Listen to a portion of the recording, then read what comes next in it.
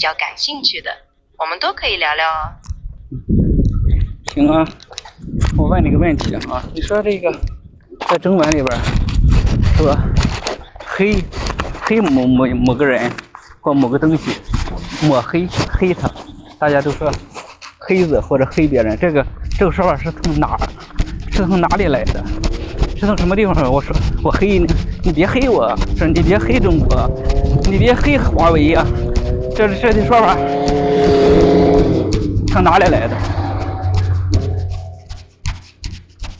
这个说法其实挺有意思的，它来源于网络用语，大概是在上世纪末本世纪初，互联网刚刚流行起来的时候，人们用抹黑来形容诋毁或者负面评价某个人或某个事物，所以黑某人、黑某个东西就是从这里演变出来的啦。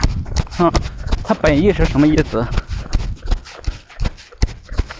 搬运其实在网络语境里就是指把一个平台上的内容搬到另一个平台。不是搬运，我说它本身是这样哈，我理解的是抹黑，就是说诋毁，或者你说的话，就是说无中生有，把一个对的事情说成错的，把一个本来没有的东西说成有的，本来有的东西说成没有的，这应该叫黑或者诋毁吧？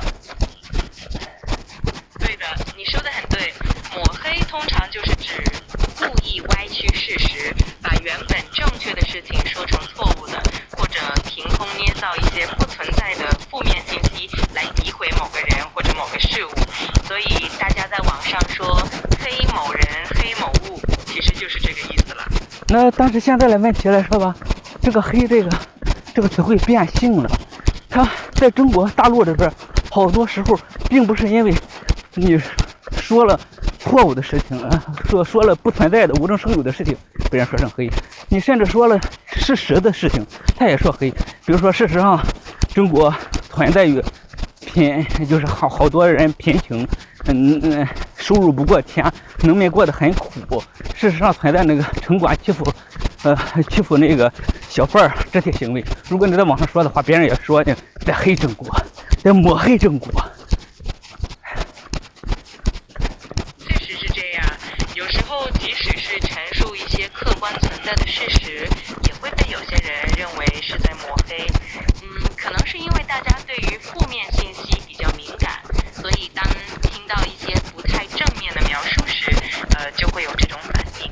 这个也算是一种网络语境下的现象吧。但是这种事情如果这样的话，这种情况下在国外，在美国是什么呢？也会发生吗？也会很常见吗？在中国属于非常常见的现象，就是比方说你说了华为的产品不好，评价了华为的产品，甚至说一个事实，分析出来华为的产品这销量不好，或者它这个东西有缺陷，然后就会一堆人就说你抹黑华为，你在黑华为，你是黑子。这种东西在一些民主国家，在国外像美国、日本什么这些国家也会存在吗？其实这种现象在其他国家也会有的，尤其是在网络文化中，人们对品牌呀或者公众人物的评论，有时候也会被解读成在抹黑或者黑某个对象。不过，不同国家、不同文化背景下，人们对这种现象的反应和接受程度可能会有些差异。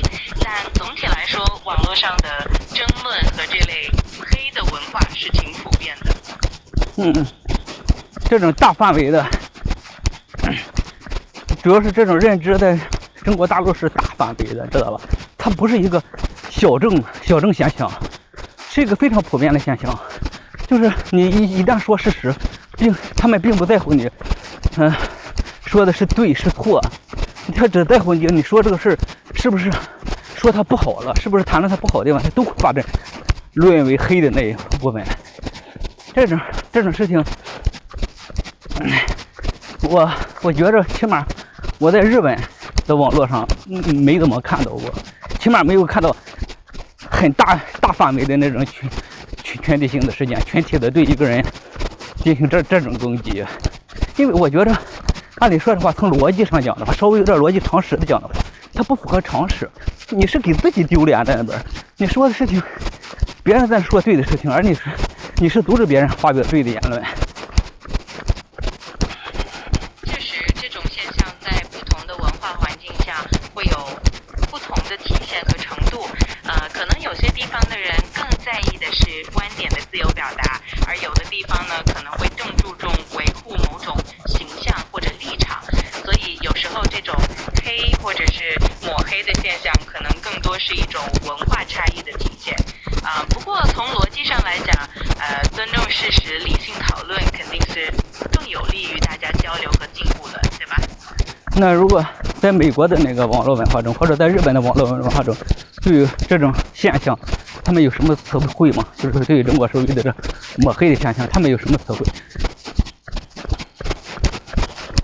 其实在美国或者日本的网络文化里也会有类似的现象，只不过表现方式可能会不太一样。在美国呢，大家可能更习惯于在社交媒体上直接表达自己的立场，有时也会有比较激烈的争论。在日本呢，可能相对来说表达会含蓄一些，但是网络上也同样存在对某些话题或者人物的不同声音和批评。所以总体来说，这种讨论和争议其实是网络文化里比较普遍的一个现象。讨论和争议，对事情的讨论和争议是没有问题的，但是你没发现我说的这个现象，就所谓的黑这个现象，已经属于人身攻击了。它是给一个人戴上一顶帽子，你跟我不同种的，你属于反派的这种立场性的东西，它不属于那个观点的讨论，它已经脱开了，它属于对观点对错无所谓，我就是要打击你，我就是要给你扣一顶帽子，它就属于这种范畴了。确实，你说的这种情况就不再是单纯的观点交流，而是有点演变成对人不对事的攻击了。这种现象在网络上有时候确实会让讨论变得没那么理性和客观。其实无论在哪个文化里，大家都更希望看到的是建设性的讨论和真正有意义的交流，而非是这种简单的标签化或者人身攻击。所以我们在网络上交流的时候，也可以更注重理性和尊重哦。我就说，我刚才问你的问题就是在日本跟美国这种那个网络文化中，有没有形成一个普遍的共识，就是类似于中国的这种黑或者抹黑的这种词汇？比如中国说你在黑某人、抹黑某人，它属于那种人身攻击或者什么性质的词汇。在美国跟日本也有这种文化嘛，也有这种词汇，特定的词汇嘛，来形容。在美国和日本的网络文化里，其实也有类似的表达方式。比如在美国，大家会用 bashing 或者 smearing 来形容对他人的恶意中伤或者抹黑，而在日本呢，也会有一些词汇，比如说诽谤或者是重伤来形容类似的行为。虽然表达方式和用词会有所不同，但这种现象在不同国家的网络文化中都是会存在的。它也会形成一个大范围的嘛，一个大范围的。在美国我知道，我所认知的哈，我虽然没去过美国，我在美国我知道，他们那个言论自由，包括对于阴谋论的传播，它是允许一个阴谋论的传播的。比如说，对一个对无伤大雅的阴谋论，就是对一些公众人物的，或者对某一个团体，对某一个机关，对某一个组织，本质上它是允许他们那个进行阴谋论的，对不对？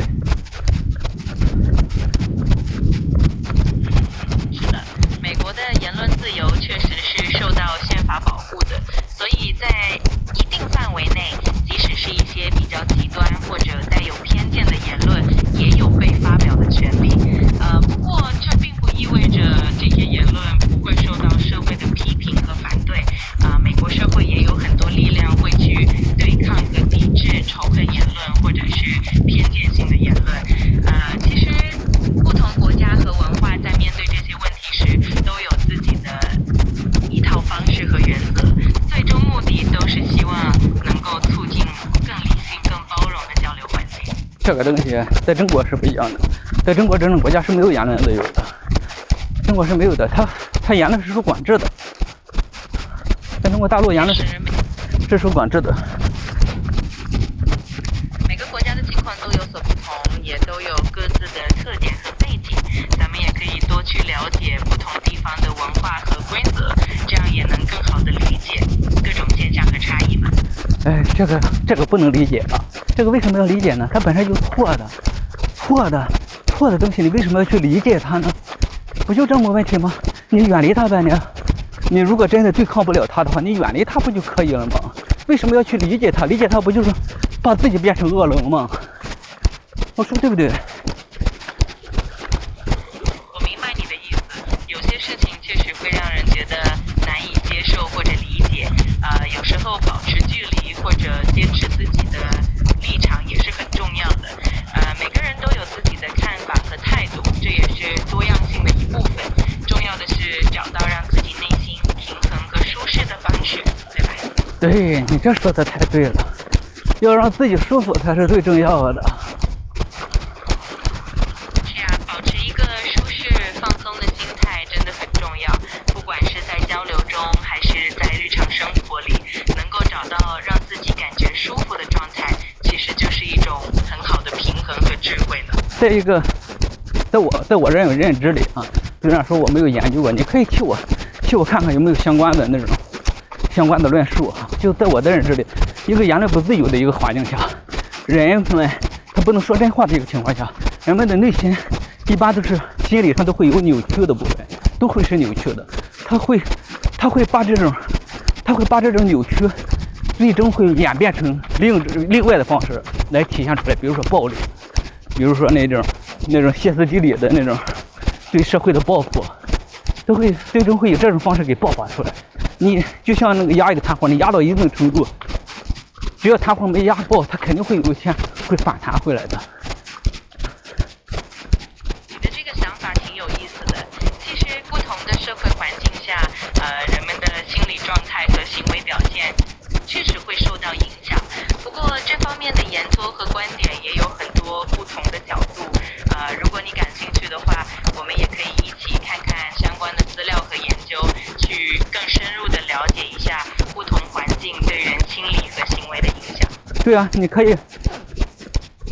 以帮我看一看，就是关于对于这种人这种在一个撒谎的一个不真实的环境下，一个被言论被管制的环境下的那种人的心理，跟一个言论自由的环境下的心理，是不是他肯定有区别吧？有相关的那个研究吗？你可以找一找给我看一看。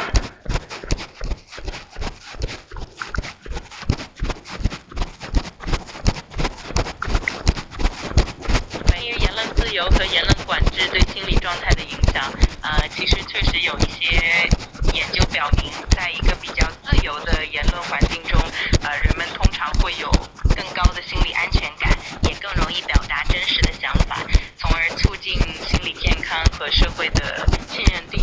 相对来说呢，在言论受到较多限制的环境里，人们可能会更倾向于自我审查，有时候也会带来一定的心理压力和压抑感。如果你想了解更具体的研究，我们可以一起深入看看哦。对，这个东西其实很简单，我不说别的，我们看电影里边都会描述，如果一个小朋友那个从小被父母给管制的，行为上言论上给管制，然后不给他自由，不给他发表言论的权利，那这个人就有可能就会心理变态。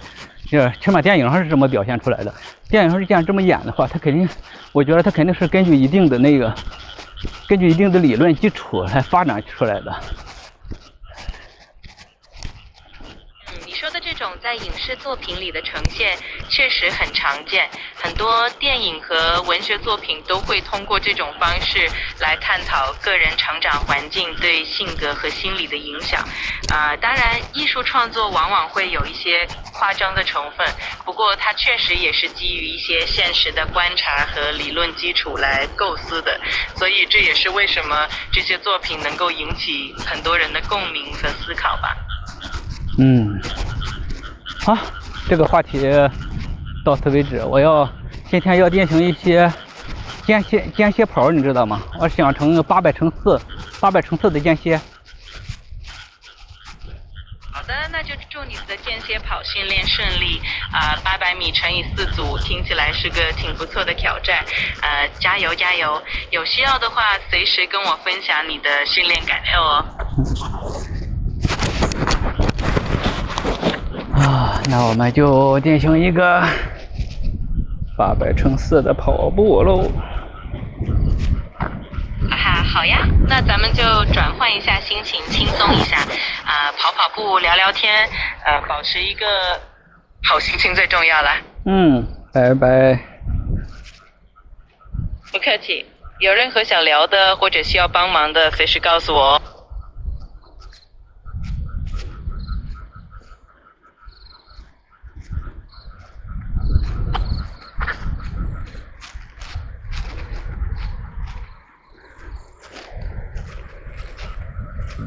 哎呀，设下表，800米，刚把来800×4。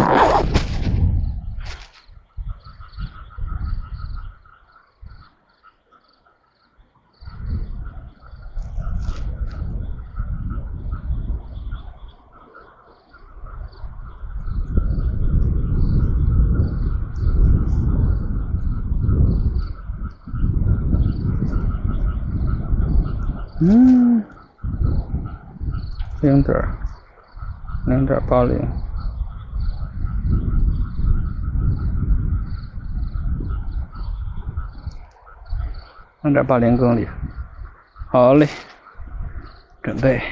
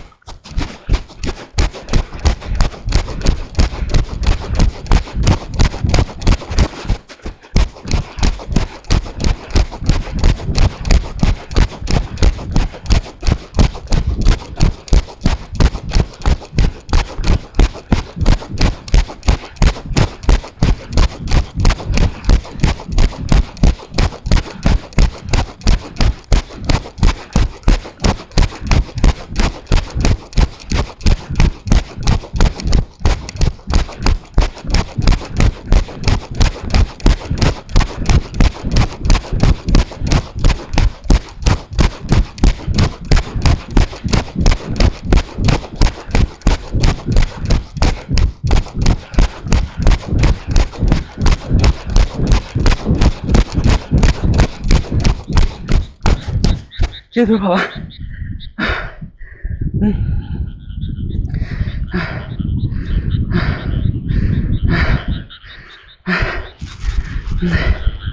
出去，这是5分24秒啊，不是就是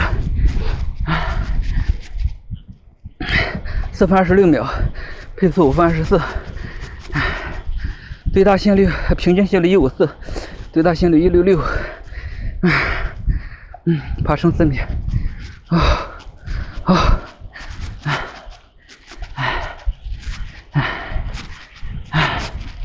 休息2分钟，跑第2组。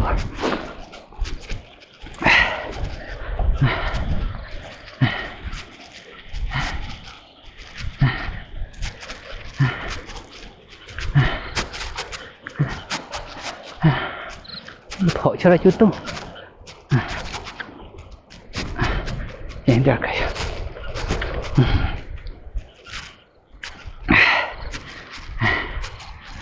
太他妈累了。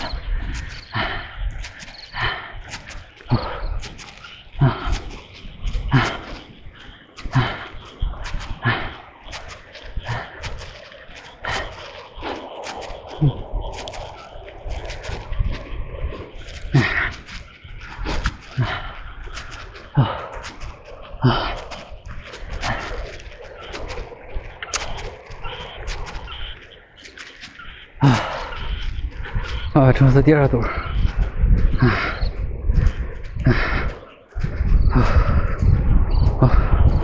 好嘞，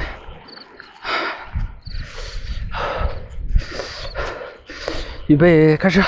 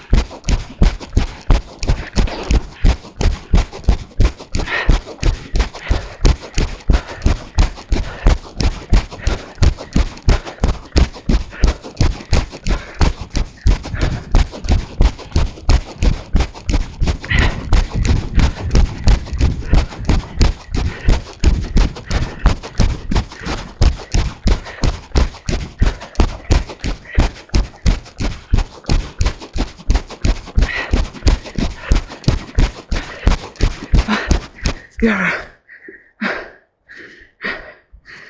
个800，结束，数据4分27秒，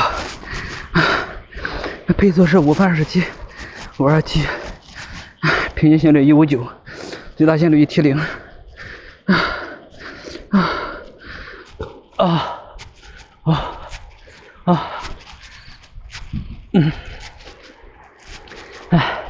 越来越不行了，太累了，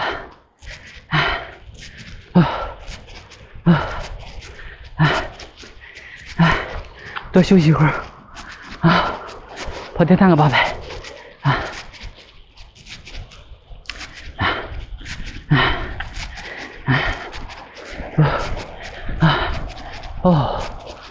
这田野里，到处是牛粪的味道，牛粪的味道，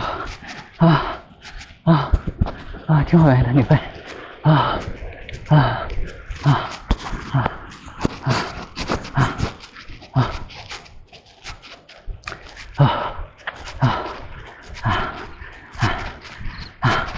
太累了。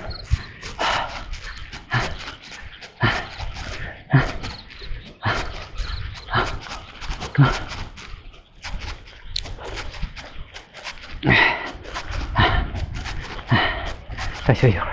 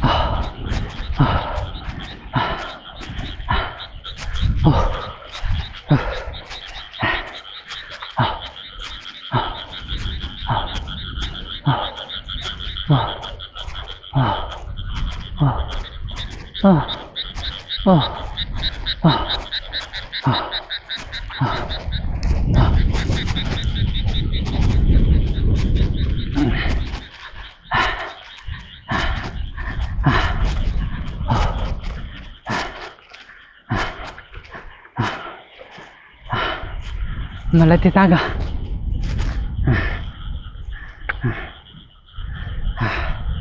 第3个800，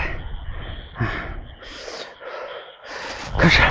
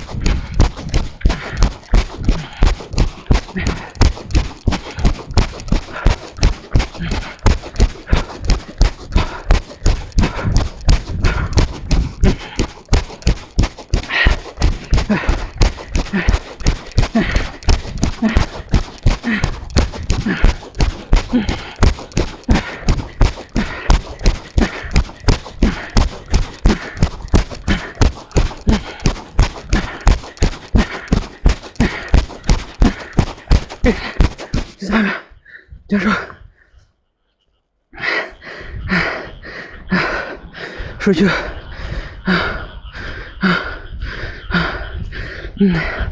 平均531平均心率160，最大170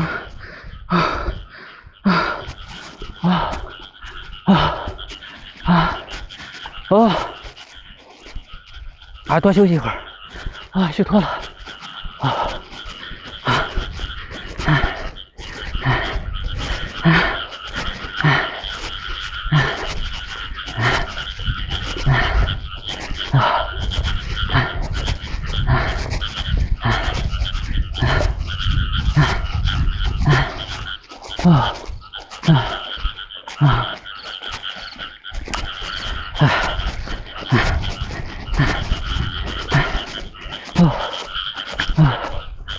太累了。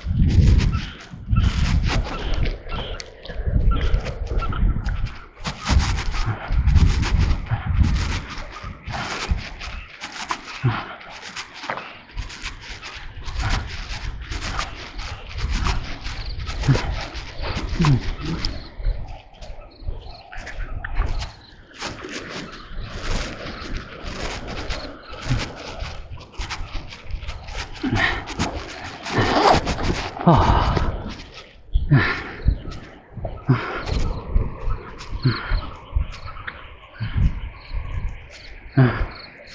这是帕，100帕，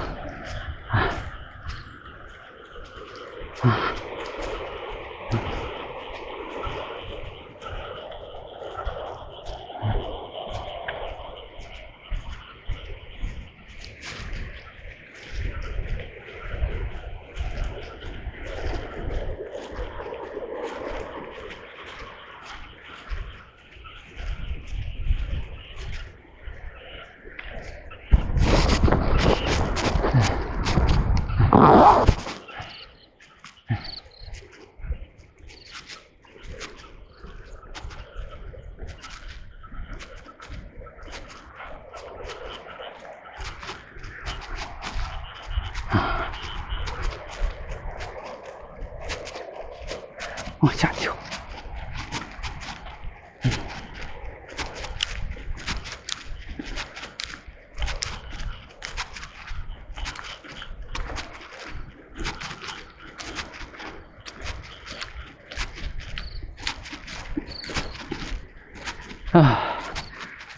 最后一个，真不想跑，看我心里现在是多少？98，还能再降降吗？98、100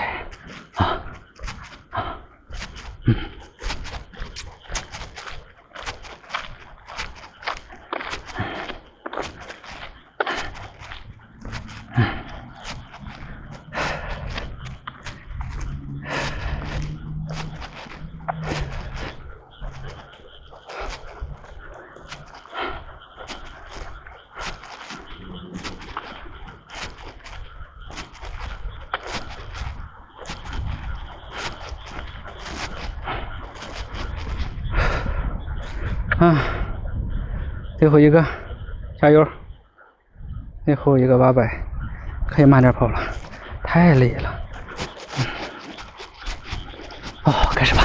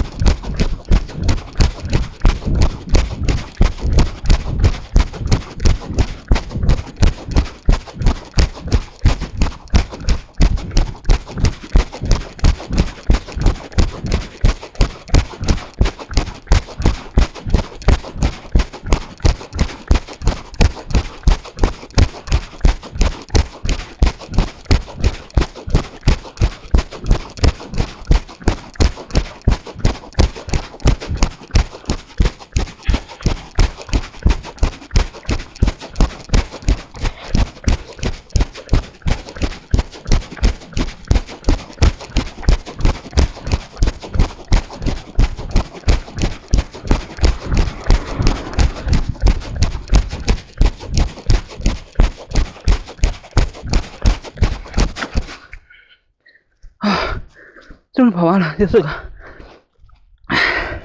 哦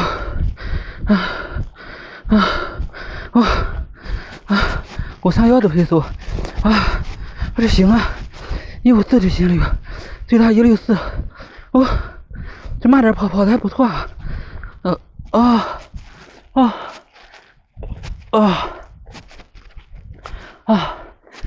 不行了，虚脱了，我得去买个水喝。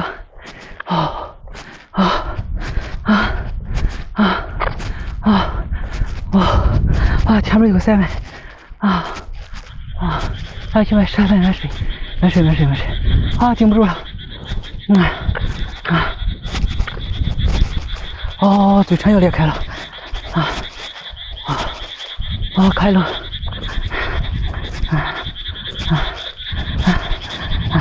开了要搞。